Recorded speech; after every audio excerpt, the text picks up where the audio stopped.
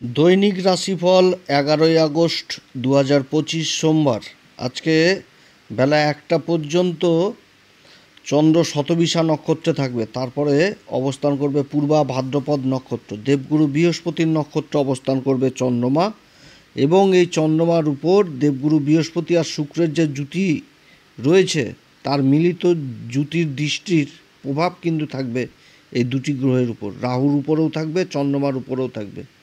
রাহু চন্দ্র একই নক্ষত্র অবস্থান।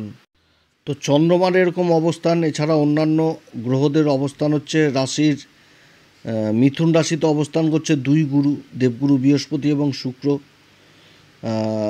কর্কট রাশিতে অবস্থান করছে সূর্যদেব এবং বুধ 11 তারিখে মার্গী হয়ে যাচ্ছে। তার সাথে সিংহ রাশিতে অবস্থান করছে কেতু পূর্বা ফাল্গুনী নক্ষত্রে। মঙ্গল অবস্থান করছে হচ্ছে কন্যা রাশিতে উত্তরা ফাল্গুনী নক্ষত্রে, এবং তার সাথে কুম্ভ রাশিতে রাহু চন্দ্রের জুতি তৈরি হয়েছে। আর শনি অবস্থান করছে মীন রাশিতে বক্রী অবস্থায়, নিজের নক্ষত্র উত্তরা ভাদ্রপদ। এই তো হচ্ছে গ্রহদের অবস্থান।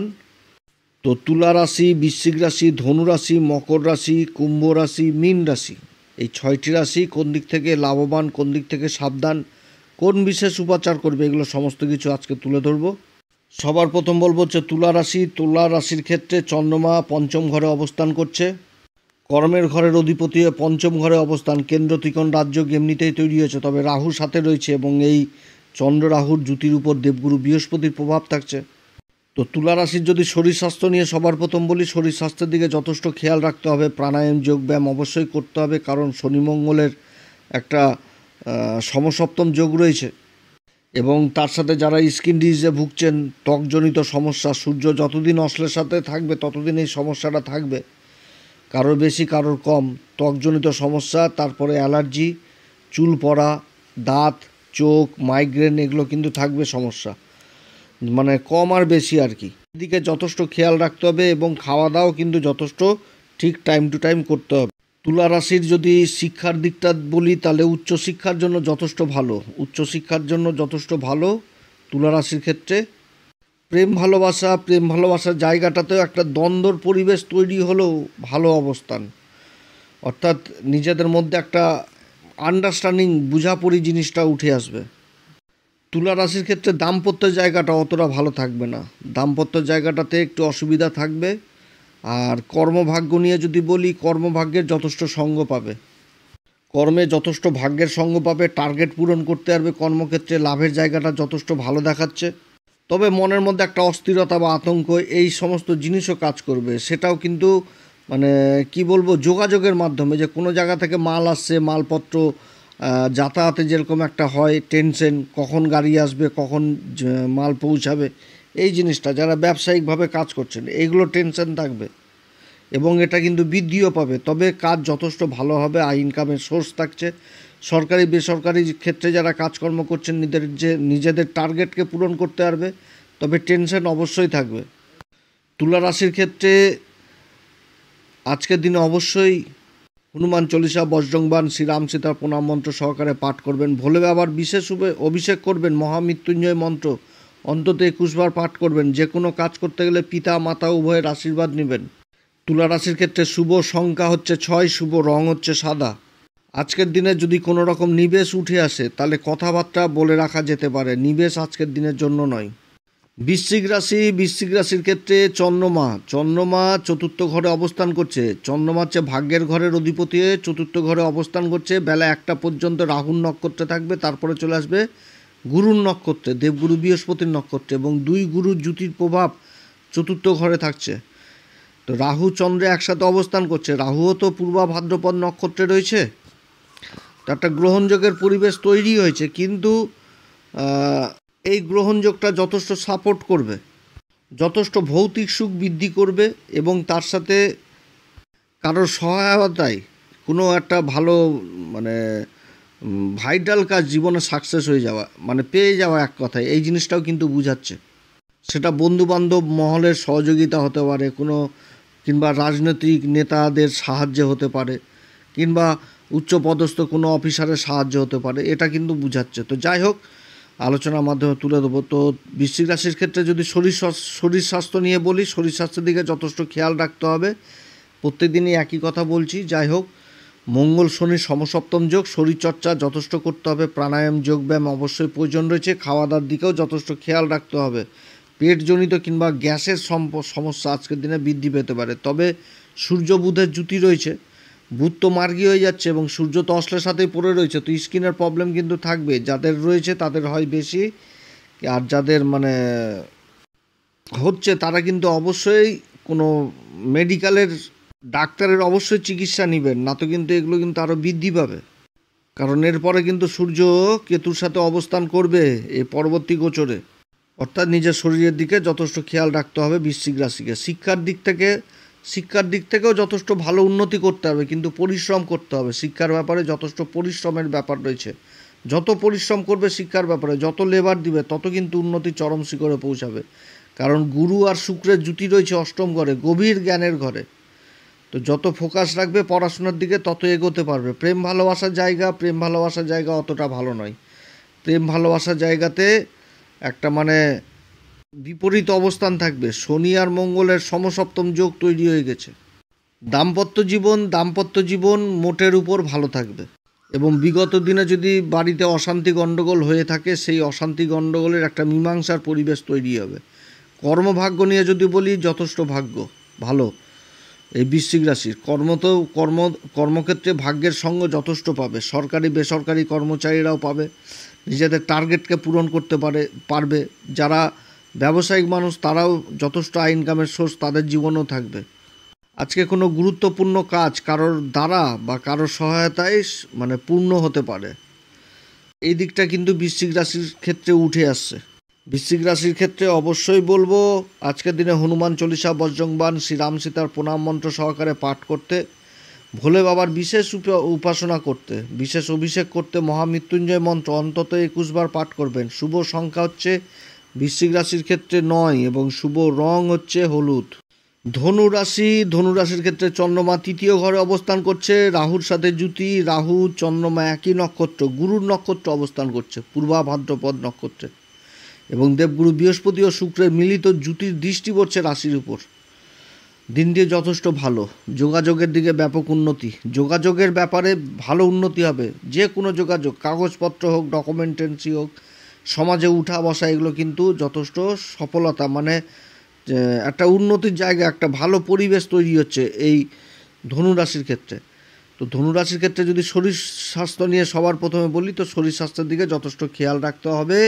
প্রাণায়াম যোগব্যায়াম শরীরচর্চা এগুলো করতে হবে। খাওয়া দাওয়ার দিকেও যথেষ্ট খেয়াল রাখতে হবে। শিক্ষার দিকেও মানে ভালো উন্নতি করবে। শিক্ষার দিকেও উন্নতির যোগ রয়েছে, বিশেষ করে উচ্চ শিক্ষার দিকে।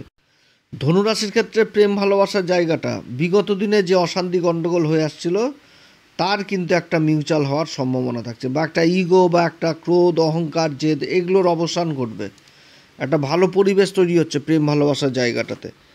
দাম্পত্য জীবনটাও ভালো পরিবেশ তৈরি হচ্ছে, কিন্তু কিছুটা হলেও একটু ইগো থাকবে, যেহেতু দুই গুরু একসাথে অবস্থান করছে, একই নক্ষত্র অবস্থান করছে, আদ্রা নক্ষত্র অবস্থান। ধনুরাশির ক্ষেত্রে কর্মভাগ্য যথেষ্ট তুঙ্গে। ধনুরাশির সময় যথেষ্ট ভালো সময় এখন। কর্মক্ষেত্রে ভাগ্য যথেষ্ট সঙ্গ পাবে কর্মের দিকে। যোগাযোগ ব্যবস্থার ব্যাপক উন্নতি রয়েছে। কাগজপত্র, ডকুমেন্টেন্সির কাজ যাদের বিগত দিনে হচ্ছিল না, আজকের দিনে হওয়ার প্রবল সম্ভাবনা থাকছে। কাগজপত্রের কাজগুলো অন্তত সমাজে বড় বড় লোকেদের সাথে উঠা বসা হবে। যারা অনলাইন ব্যবসার সাথে যুক্ত রয়েছেন তাদের জন্য যথেষ্ট ভালো। এছাড়া যারা মিডিয়ার কাজে যুক্ত রয়েছেন, সেলসের কাজে যুক্ত রয়েছেন, তাদের জন্য ভালো।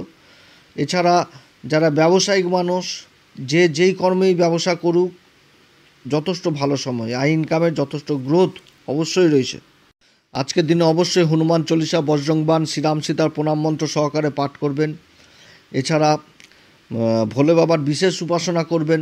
মহামৃত্যুঞ্জয় মন্ত্র অন্তত 21 বার পাঠ করা উচিত। শুভ সংখ্যা হচ্ছে ধনুরাশির ক্ষেত্রে 2 এবং শুভ রং হচ্ছে সাদা। মকর রাশির ক্ষেত্রে চন্দ্রমা দ্বিতীয় ঘরে অবস্থান করছে, রাহুর সাথে জুতি, এবং এই জুতির উপর গুরুর দৃষ্টি থাকছে, তো গুরুর প্রভাব থাকছে। আবার সপ্তম ঘরে সূর্য বুধের জুতি রয়েছে, তো কাজ যথেষ্ট ভালো হবে। আর্থিক উন্নতির যোগ রয়েছে। তো মকর রাশির যদি শরীর স্বাস্থ্য নিয়ে বলি, শরীর স্বাস্থ্যের দিকে যথেষ্ট খেয়াল রাখতে হবে। শরীর স্বাস্থ্যটা কিন্তু ভাইটাল দেখাচ্ছে মকর রাশির ক্ষেত্রে। শরীরচর্চা অবশ্যই প্রয়োজন রয়েছে, শরীরচর্চার প্রয়োজন রয়েছে। প্রাণায়াম যোগব্যায়াম অবশ্যই করা দরকার। খাওয়া দাওয়ার দিকেও যথেষ্ট খেয়াল রাখা দরকার। তার সাথে স্কিন ডিজিজ যারা ভুগছেন এই দিক থেকে যথেষ্ট সাবধান, যতক্ষণ পর্যন্ত সূর্য অশ্লেষা থেকে সরছে না। মকর রাশির যদি শিক্ষার দিকটা আলোচনা করি, শিক্ষার দিকটা যথেষ্ট ভালো, খুবই ভালো একটা অবস্থান শিক্ষার দিকটা। যারা সফটওয়্যার নিয়ে পড়াশোনা করছেন, কম্পিউটার সায়েন্স নিয়ে পড়াশোনা করছেন বা কোনো গবেষণার কাজে যুক্ত রয়েছেন, সেই কাজগুলো যথেষ্ট ভালো হবে। প্রেম ভালোবাসার জায়গা, প্রেম ভালোবাসার জায়গাটাও ভালো দেখাচ্ছে, একটা আন্ডারস্ট্যান্ডিং জিনিস উঠে আসছে আজকের দিনে। তবে দাম্পত্য জীবনটা অতটা ভালো নয় মকর রাশির দাম্পত্য জীবন মোটেও ভালো নয়। সপ্তম ঘরে একে সূর্যের অবস্থান এবং সপ্তমপতি চন্দ্রমার আবার দ্বিতীয় ঘরে রাহুর সাথে জুতি। এই জায়গাটা মোটেও ভালো নয়। নিজের কথাবার্তাকে দেখে সাবধান, কথাবার্তা বেশি বলতে গেলেই অশান্তি গণ্ডগোল এগুলো কিন্তু পরিবেশ তৈরি হবে বাড়ির দাম্পত্য জীবনে। মকর রাশির কর্ম এবং ভাগ্য নিয়ে যদি বলি, এই জায়গাটা খুবই ভালো একটা জায়গা। আজকের দিনে বুধও মার্গী হয়ে যাচ্ছে, বুধ মার্গী হচ্ছে সপ্তম ঘরে।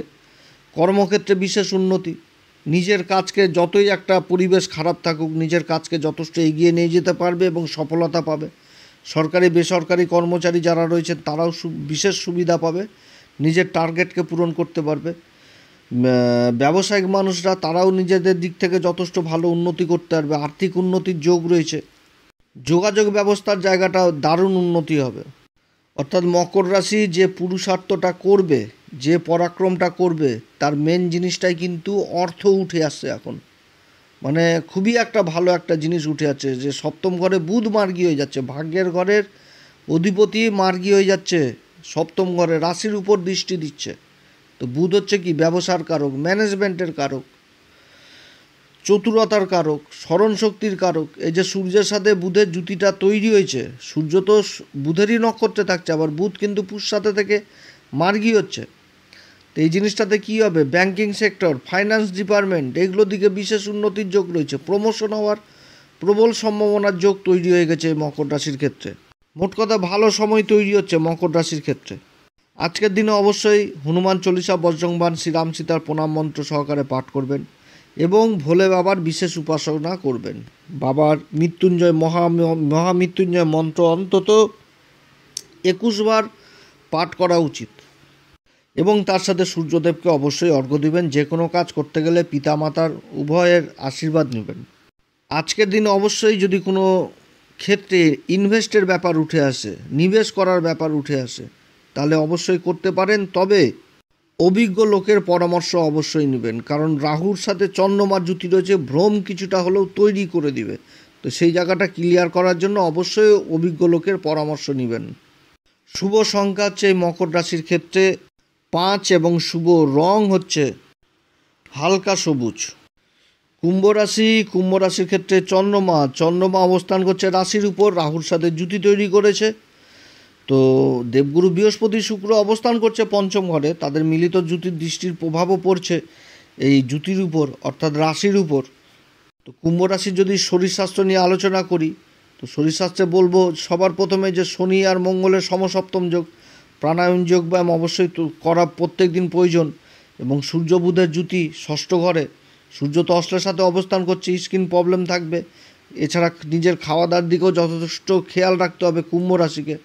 শিক্ষার দিক যদি বলি, শিক্ষার দিক দুর্দান্ত, খুব ভালো সময় শিক্ষার দিক থেকে। পড়াশোনা যদি একটু মন বসিয়ে করে সফলতা পাবে। প্রেম ভালোবাসার জায়গাটাও আজকের দিনে যথেষ্ট একটু ভালো থাকবে, একটা আন্ডারস্ট্যান্ডিংয়ের জায়গাতে আসবে। এবং দাম্পত্য জীবনের জায়গাটা অতটা ভালো নয়। দাম্পত্য জীবনের যে সপ্তমপতি হচ্ছে সূর্য, নিজের ঘর থেকে দ্বাদশে অবস্থান করছে, তা আবার অশ্লেষা নক্ষত্রে, এবং রাশির উপর রাহু চন্দ্রের জুতি তৈরি হচ্ছে পূর্বা ভাদ্রপদ নক্ষত্রে।